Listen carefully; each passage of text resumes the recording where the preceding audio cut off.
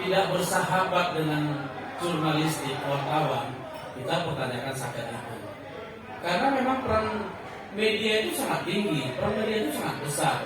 Tidak akan mungkin masyarakat bisa tahu, publik bisa tahu setiap kegiatan-kegiatan satker atau OPD itu kalau tidak ada wartawan. Jadi sangat menyedihkan ya kalau misalnya ada satker yang anti terhadap wartawan. Ini satker ini perlu kita pertanyakan ini.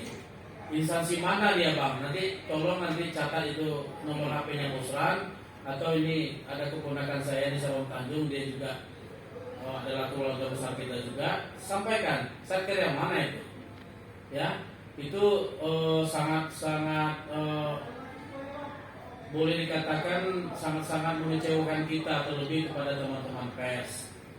Yang kedua, tentang persoalan kasus-kasus korupsi, ada temuan-temuan tapi satker juga tidak mengakui adanya kerugian negara ataupun misalnya ada masalah. Tentu kita juga sebelum mengangkat masalah ini, kita juga harus lebih memahami masalah yang diangkat. Dalam rapat Rapinsus, dengar ya saudara ya. Halo, dalam rapat Rapinsus beberapa bulan yang lalu saya menyampaikan bahwa sebelum kita melakukan satu tindakan, kita harus melebihi kecerdasan mereka. Kalau misalnya kecerdasannya hanya di atas rata-rata, saya berpikirlah 1000 kali untuk mengkritik seseorang. Karena apa? Sekarang ini kejahatan-kejahatan yang terjadi itu diisi oleh banyak orang pintar. Ya, kejahatan-kejahatan yang terjadi banyak diisi oleh orang-orang yang cerdas. Jadi artinya kalau kita tidak melebihi mereka, maka kita akan mendapatkan satu pembodohan. Kita akan mendapatkan satu alasan-alasan yang mereka tidak ada beban. Jadi artinya kalau kita mau ingin mengkritik seseorang, anggaplah misalnya contoh kita mau ingin mengkritik Kepala Dinas PUPR Provinsi Riau, yang kita mau ingin kritik atas temuan kita ini berkaitan tentang masalah konstruksi jalan. Kita harus bisa memiliki disiplin ilmu tentang konstruksi jalan itu. Kalau misalnya kita masih belum menguasai, kita bisa belajar dengan teman-teman kita, insinyur-insinyur kita, baik di kalangan-kalangan perguruan tinggi yang ada di Provinsi Riau. Jadi banyaknya kelemahan-kelemahan LSM dan wartawan ketika mau ingin mengangkat satu persoalan, anggaplah seperti masalah konstruksi, ada temuan di dalam konstruksi itu, pertama tidak sesuai spek pekerjaannya, tidak sesuai aturan yang dikerjakan. Kalau kita tidak menguasai tentang ilmu konstruksi, maka jangan heran kalau misalnya nanti kita hanya mendapat jawaban-jawaban yang normatif. Jadi intinya kita harus melebihi mereka. Saya selalu tuh sampaikan kepada teman-teman, baik mahasiswa maupun LSM, kalau mau ingin mengkritik itu, dia harus siapkan dulu dirinya.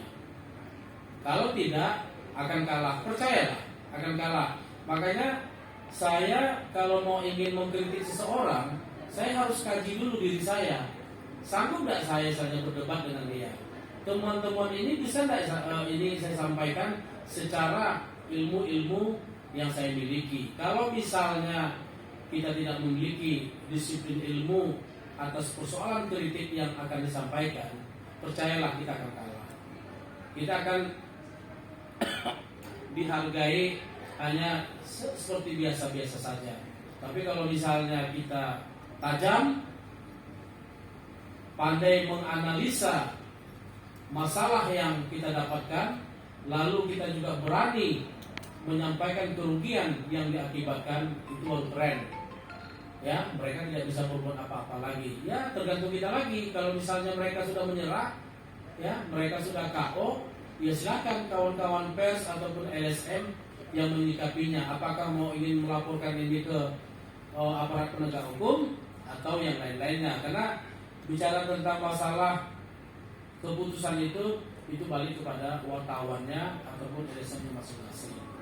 Saya pikir itu Bang, saya bisa menjawab. Saya pikir wartawan-wartawan mempertanyakan tentang masalah seminar anti korupsi yang karena memang kebetulan hari anti korupsi sedunia tanggal 9 Desember. Saya pikir saja arahnya ke situ. Lalu mengapa setiap ada persoalan yang diangkat oleh Forum LSM Riau Bersatu selalu asik dengan tema-tema tentang kehutanan dan perkebunan?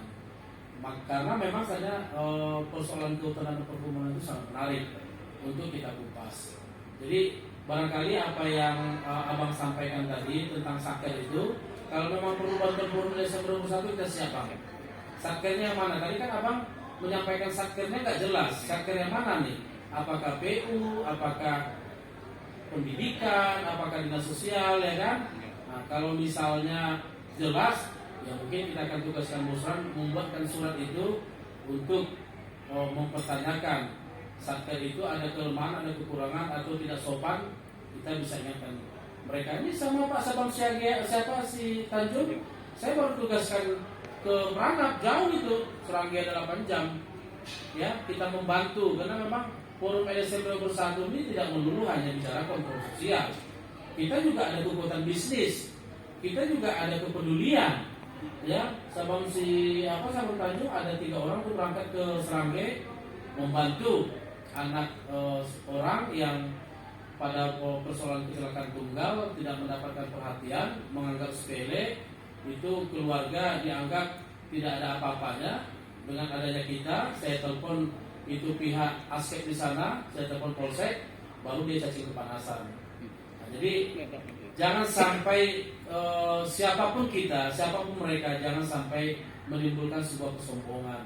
Ya, kita nggak tahu juga hidup ini seperti apa besok. Ya, jadi artinya jangan sampai menimbulkan ada sebuah langkah-langkah kesombongan. Hidup ini kita harus berarti, ya, jangan sampai sia-sia Allah itu melahirkan kita, menempatkan kita hidup di dunia ini. Barangkali itu Bang yang bisa sampaikan. Ada lagi pertanyaan?